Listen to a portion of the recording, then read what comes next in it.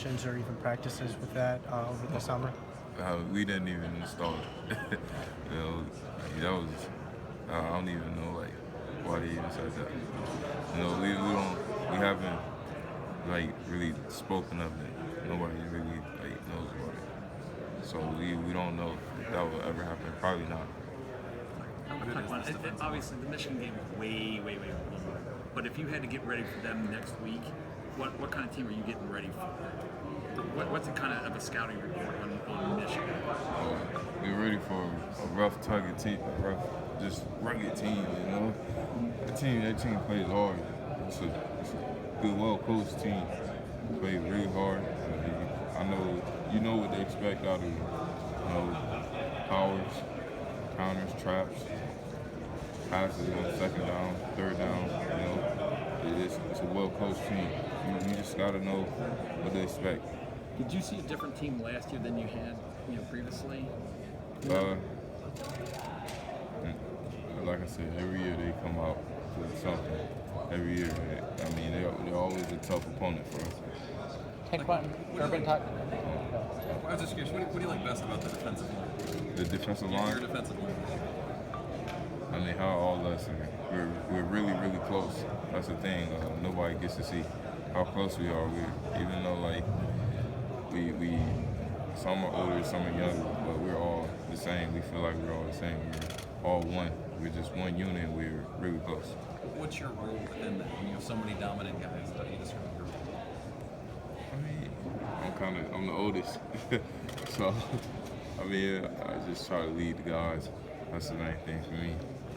Coach talked so much about how you guys have a whole bunch of fifth-year seniors. How does that change things, especially compared to last year when you guys came in as one of the youngest teams in the country? It definitely goes to show that it's a well-seasoned team. Guys who've been here long enough and guys who played in enough games to definitely show that we know what it takes to win. And last year we were definitely the youngest team. I don't think we ever had that many people first-time starters and things like that. Going back on it, we just think that team was very talented, and this team is very talented and more experienced. Has the offseason been different because of the more experience that you guys have? As far as the offseason goes, it's been challenging. Every offseason is challenging, very challenging. The summer was very challenging. We just work extremely hard every offseason. But Coach Mick, he's in there grinding us, and there's no telling what you'll get out of him. Coach Meyer mentioned the last two recruiting classes just very mature compared to previous. Is that what you've seen out of them as well? Yeah, these recruiting classes, the last two, really mature. They know what they want. They know how to work. They don't say much. They get after it, and nothing but respect for them. Tyquan, how have you seen Sam mature and blossom since he came in there as kind of whatever position they expected him to play?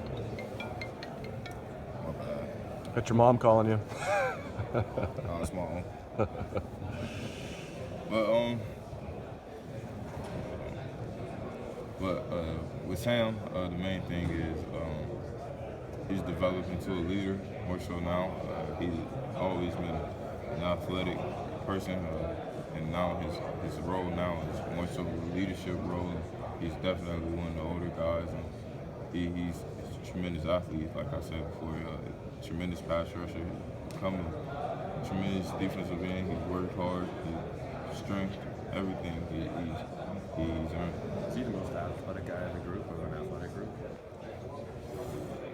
The most athletic, I don't know, there's quite a few athletic guys in that group. He's definitely one of them. It's probably about, it's about top 6, It's definitely some athletic guys in this group, You surprised a lot of fans when you came back for your fifth-year senior season. Even Coach Meyer said that was a tough decision for you. Take me through that. Just how tough of a decision was that, and why did you eventually decide to come back? It was a tough decision, because if you don't know my background, my family background, it's not the best. It's a life-changing opportunity, but also the place I'm at is life-changing things for me as well. But it was just a difficult time, difficult moment. So definitely had to think about it, talk it over several times, go through the process in my head a million times. Every day, somebody new was asking me, like, what are you gonna do, I don't really like talking about it because I just feel like, all right, like, let's just carry on. But, it's something that you just can't avoid. But, I mean, it was just one of the things that just, I don't know, the last game, the things I owe my mom, as far as, like, coming out the tunnel, seeing wall, seeing tackle, just all that. It's just a lot that went into it. Have you graduated yet? Did that play into it? Yeah, I graduated way back in December. That's what I thought, yeah. I definitely could have left, but, I mean, I don't have any, like, serious classes right now or anything. So it was mostly about unfinished business on the football field? Did you maybe not get the draft grade you wanted, or maybe a combination of factors, or just? It was more so about, like, unfinished business on the field. But football wasn't the main thing for me. It was more so about my family, about my life. That was the main thing for me. What are some of those odd classes that you're taking this fall? I don't even know yet. Tyquan, Coach Meyer talked a little bit about the offense a few years ago, how it was difficult sometimes to get everyone the ball that needed the ball. On the defensive line right now with 5 or 6 guys so deep and so talented, has it been a struggle for you guys, for people to put the egos in check and say, hey, what's best for the line is what matters, and not worry about individual reps or individual stats? That's the difference between offense and defense. There's no ball. So everybody has an opportunity to get to the quarterback and get a TFL. Everybody's presented with the same opportunity. Snap count, none of that stuff really matters. We all know it's a rotation. Coach Johnson puts us in the best place to succeed. So, that's not a major deal for us as a whole defensive line unit. So I don't really look at it like that. Is there a time, like in a big play in a game, when you're like not on the field and you're thinking to yourself, I should be out there, or is it everyone just knowing who's out there is the best for the situation? I mean, everybody has a thought about it, like, oh, I wish I could be out there right now. But, think about it. You got guys who can play anywhere in the country. Why not? Like, just take your breather. Your opportunity comes up next. How competitive are you guys on that line, just amongst each other, about numbers like sacks or whatever?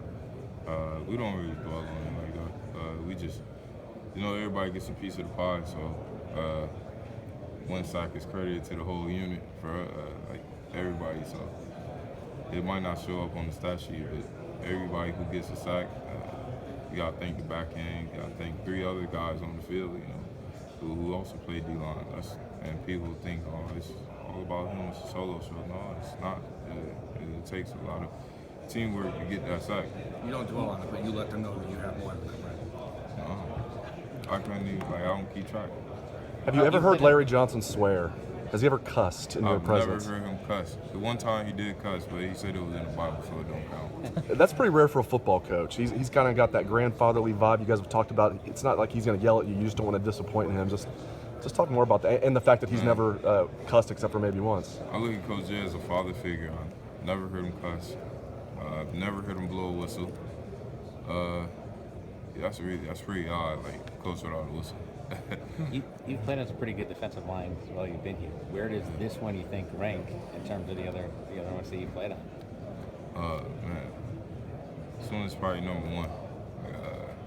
Everybody on this unit is really close, and that's what Coach Johnson has built. That's his doing, getting us all close enough to not only say you love somebody on game day, but saying you love them outside of that, and actually mean it.